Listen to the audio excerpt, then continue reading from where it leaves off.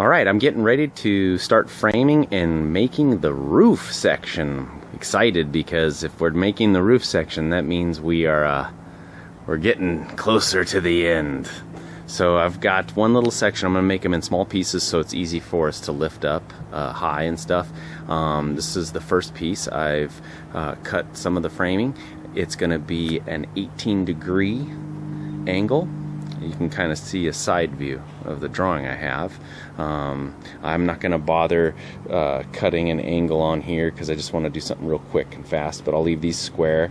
I'll cut the 18-degree for the uprights, and then I'm going to have to add some kind of bracing in the back, and I haven't figured that quite out yet, but this will sit and attach on the corbel level that we just got done finishing.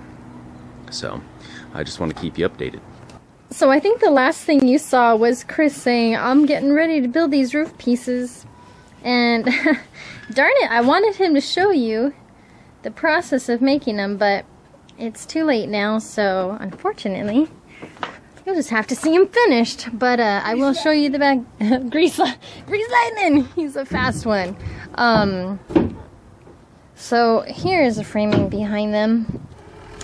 And I'm going to paint them black right now because we're gonna have the shingles on them, but we're gonna have some missing shingles, and I want them to look like there's holes in the roof without actually putting holes in the roof. And then I'm also excuse me, I'm also going to age the trim pieces to match the shingles, so then it'll be brown on top and match the shingles, and yeah. Basically, that's what we're doing. So I'm going to roll these black and age the trim, and I think that's the last thing I'm going to be able to do before it gets dark tonight. So there you go. I'll show you when it's finished. I'm getting ready to build this little bell-shaped roof here that I drew, and as you can see, I drew some little lines to give myself kind of like a little grid, and then I transferred that onto this plywood. And I've got my little edge that I kind of mapped out, and I'm gonna try to make some little skeleton pieces out of plywood here, and then cut them and make them a little lighter and stuff. But I'm gonna try to frame this thing with plywood and 1x3, so we'll see how it goes.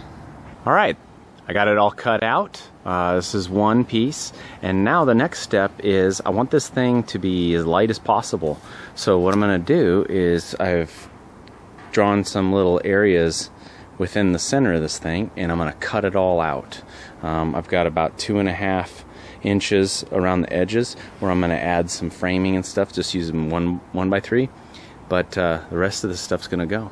Okay, so I got one of the brace pieces all cut out. You can see how with the stuff taken out of the center, it's actually pretty light now. I'm getting ready to cut some more. I'm using it as a little stencil to draw out my other pieces, and I can get 3 pieces out of each sheet of 4x8 plywood, so I'm going to cut a bunch of these out. Alright everyone, we were shopping and we saw Spirit Halloween, so I think we're going to go in and look around. I haven't been in one of these in a year. Did we? I don't think we got to go in one last year. Oh yeah? Let's hope they're open. No, they're not. Oh man. Well. At least we know where it is now. That's anticlimactic. Alright, we were going to give you guys a video, but looks like you have to wait.